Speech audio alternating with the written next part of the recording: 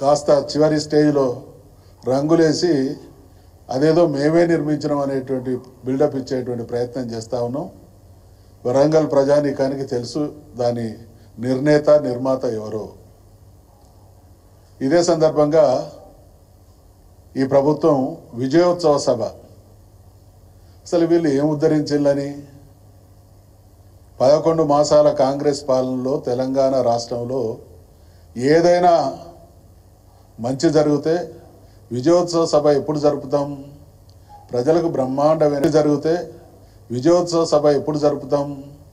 ప్రజలకు బ్రహ్మాండమైనటువంటి మంచి జరిగినప్పుడు, పరిపాలనలో అద్భుతాలు సాకారమైనప్పుడు విజయోత్సవ సభ జరుగుతాం. ఇవాళ మేము ఈ ప్రభుత్వానికి సూచన చేస్తూ ఉన్నాం, మీకు విజయోత్సవ సభ జరిపేటువంటి అర్హత లేదు. మీరు జరపాల్సింది విశ్వాసఘాతక సభ. మీరు 2-3 సభలు జరపాలి. విశ్వాసఘాతక సభ జరపాలి, లేదా విద్వేష సభ.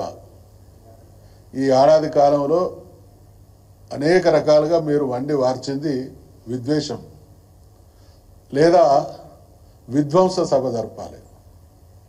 విశ్వాసఘాతకమైన, విద్వేషమైన, విధ్వంస సభ అయినా జరపాలి. కారణం ఏంటంటే వాటన్నిటి కూడా నేను సోదారణగా వాటికి వివరంగా చెప్తా.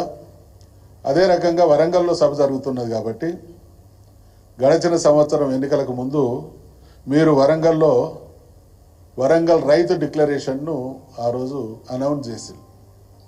ఎన్నికల హామీలో భాగంగా రైతు డిక్లరేషన్ను ప్రకటించి అనేక హామీలు ఇచ్చిండ్రు. ఇప్పుడు మీరు ఇచ్చినటువంటి హామీలు ఏమి నెరవేర్చిందని వరంగల్లో ఈ సభ జరుపుతూ ఉన్నారు.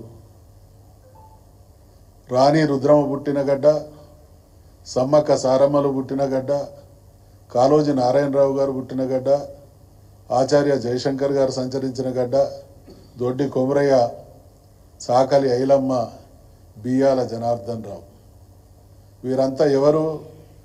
పోరాట యోధులు, సత్యాన్వేషులు, ప్రజల పక్షాన పోరాటం చేసినటువంటి వాళ్ళు. ప్రజల పక్షాన పోరాటం చేసిన మహానుభావుల గడ్డ మీద ప్రజలకు ఇచ్చినటువంటి హామీలు అమలు చేయని వాళ్ళు వచ్చి విజయోత్సవ సభలు జరపడం వారి ఒక రకంగా ఇది అహంకారానికి నిదర్శనం. వరంగల్ డిక్లరేషన్ సందర్భంగా వాళ్ళు ఇచ్చినటువంటి హామీలు, ప్రభుత్వం కాంగ్రెస్ ప్రభుత్వం ఏర్పడిన వెంటనే 2 లక్షల రైతు రుణమాఫీ ఏకకాలంలో చేస్తామన్నారు. కాలే. భూమి ఉన్న రైతులతో పాటు కౌలు రైతులకు కూడా ఏడాదికి ఎకరాకు 15,000 ఇస్తామన్నారు. ఇవ్వలే. భూమి లేని ఉపాధి హామీ రైతు కూలీలకు ఏడాదికి 12,000 ఇవ్వలే. అన్ని పంటలకు మెరుగైన మద్దతు ధరతో కాంగ్రెస్ ప్రభుత్వమే కొనుగోలు చేస్తుందని చేయలే. మూతబడిన చక్కెర కర్మాగారాలు తెరిపించి పసుపు బోర్డు ఏర్పాటు చేస్తామన్నారు. తెరిపించలే. వివిధ కారణాలతో పంట నష్టపోతే తక్షణం నష్టపరిహారం అందేలా పటిష్టమైన పంటల బీమా పథకం తీసుకొస్తామన్నారు. అమల్లోకి రాలే. రైతు కూలీలు, భూమి లేని రైతులకు సైతం రైతు బీమా పథకం వర్తింపన్నారు. అమలు కాలేదు. పోడు భూముల రైతులకు, అసైన్డ్ భూముల లబ్ధిదారులకు క్రయ విక్రయాలతో సహా అన్ని యాజమాన్య హక్కులు కల్పిస్తామన్నారు. ఇప్పటికి గాలే. అంటే ఏ ఒక్క హామీ కూడా అమలు చేయకుండా అదే గడ్డ మీద ఇటువంటి మీటింగ్ పెట్టడం అనంటే ప్రజల్ని వంచడమైనటువంటి విషయాన్ని మరొకసారి గుర్తు చేస్తూ ఉన్నాం. నేను ఇందాక చెప్పిన కదా, విశ్వాసఘాతకం. ఎందుకు ఈ పదం వాడుతున్నామంటే, మీరు అన్ని వర్గాల ప్రజలకు ఎన్నికల మేనిఫెస్టోలో గ్యారంటీల రూపేణా, హామీల రూపేణా ఇచ్చింది. ఏ వర్గం ఏ రోజు మీ పాలనలో బాగున్నది?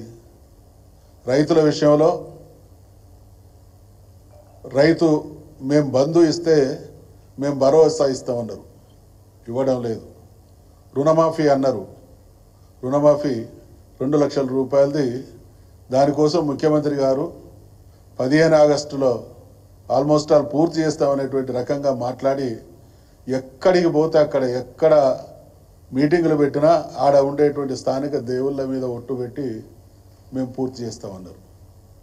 ఈరోజు మహారాష్ట్ర ఎన్నికల ప్రచార సభల్లో రోడ్ల మీద తిరుగుతూ ముఖ్యమంత్రి గారు తెలంగాణలో మేము అన్ని హామీలు అమలు చేసినాం, మాలాంటి ప్రభుత్వం మీ దగ్గర రావాలంటే కాంగ్రెస్ పార్టీని గెలిపించాలనేటువంటి అసత్య ప్రచారం చేస్తూ ఉన్నారు.